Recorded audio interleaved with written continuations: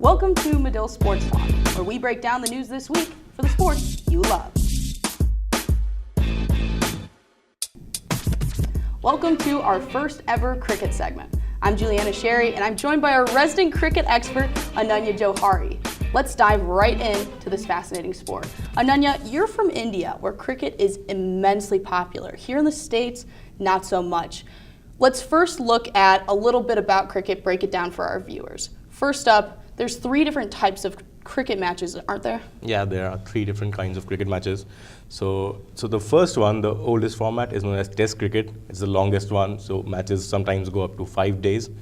And a team to win has to bat twice, and then they have to take 10 wickets of the opposition. So a wicket is like an out in baseball, to compare it to a similar sport. So a team has to take 10 wickets of the other team twice and has to make sure they have more runs than the other team. So that's how you win a test match. Then there are 2 shorter versions. The first one is called ODI, or one-day internationals, where a team bats for 50 overs, and then they have to score more runs than the other team. It's as simple as that. The team with better score wins. And then there's another short, newer version. It's called 2020 cricket. It's called T20 for short. And so it gets its name for the number of overs that the teams play. They play 20 overs each, and the team, again, with the higher score wins. So 2020 is basically the shortest format and the most fast-paced and more exciting, and that's why it's more popular and more lucrative. They have the biggest prize monies in T20 cricket. But there are still purists who don't enjoy T20 cricket as much. They say Test cricket is still the ultimate test of skill and endurance. So comparing this once again to baseball, baseball has innings, which allow both teams to have an offensive and defensive half. In cricket, like you mentioned, overs are used. How exactly do those work? Yeah, so like baseball, so baseball has an offensive half and a defensive half. So in cricket, a team bats and bowls. So batting is basically the offensive time, and when you're bowling, you're defending. So what happens is, an over is a set of 6 consecutive balls bowled at a batsman. So bowling is like pitching. It's analogous to pitching. A bowler is what a pitcher is in baseball. So a set of 6 consecutive balls bowled is called an over. And for example, in ODI cricket, a team has to play 50 overs. And at the end of every over, the bowling team has to change their bowler. So a new bowler comes after every over, and they're allowed to use as many bowlers as they want, as long as there's a fixed number of overs that a particular bowler can bowl. In ODI cricket, that limit is 10.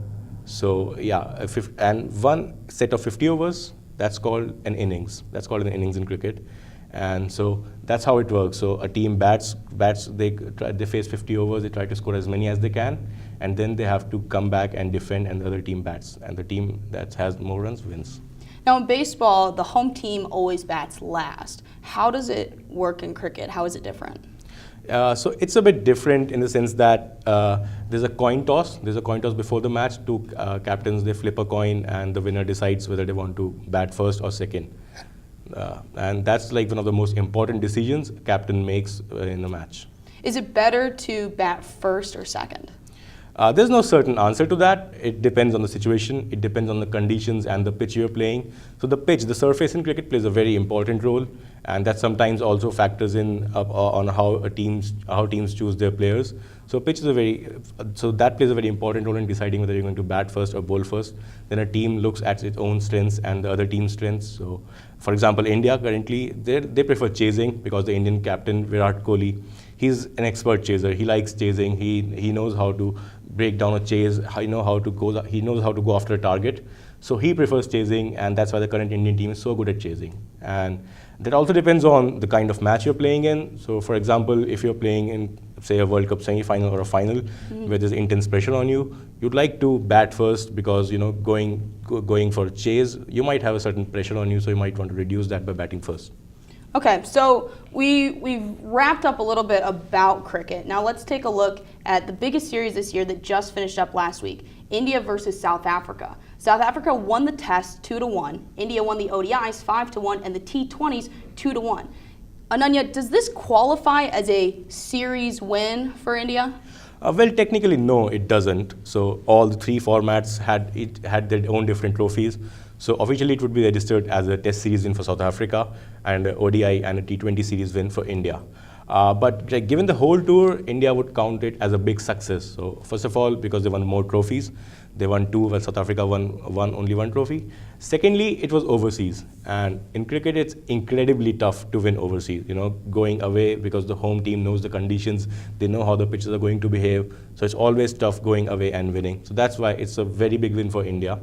And this is actually the first time India has won an ODI series in South Africa. They had never won it before. They still haven't won a test series, but this is the first time they won an ODI series, and they won it convincingly. So they beat like they beat them 5-1, and the Indian captain Virat Kohli was the top scorer, and by considerable margin. He scored more runs than anyone has ever scored in a bilateral ODI series. Yeah. And all the top 3 scorers were Indian. So this was like a big success for India, the South Africa tour. So big success for India against South Africa. Now they're headed into another series. And before we wrap up, we're going to talk about that. I just want to look at the T20 tri-series between India, Sri Lanka, and Bangladesh. And these are 3 really, really great teams, Annanya. What can we expect from this? Between these 2 teams, what can we expect out of this series? So first of all, I think I don't have any doubt that India would win the series. India is currently the strongest of these 3 teams. India is ranked number 3 in T20s, whereas Sri Lanka and Bangladesh are 8 and 10 respectively. So India has a stronger team. They go into the series with a lot of confidence, having just beaten South Africa and South Africa. But the only thing is T20 is a very unpredictable format. So you don't need to consistently perform for a big period of time to win a match. You go out there, and even if one player plays a great knock or delivers a good bowling spell for a half an hour or so, you can win the match. And it's a very unpredictable. Plus, Bangladesh and Sri Lanka are both good T20 teams, and India is sending in a relatively weaker team. We've rested our best batsman Virat Kohli. The most inexperienced player, MS Dhoni, has also been rested, because they're not sending in their best bowlers. So India is using this series as a platform to test their younger players, to test their bench strength. So again, it's going to be exciting, but I don't see it panning it out any other way than an India win.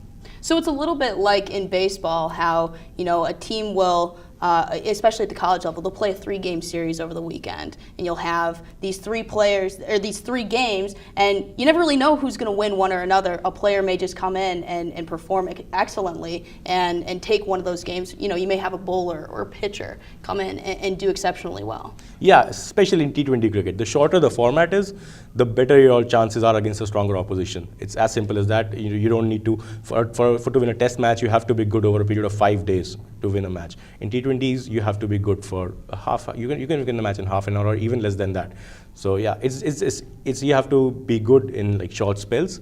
So that's what T20 cricket is all about, being good in short spells, and that's why it's so unpredictable, because you never know what can come up.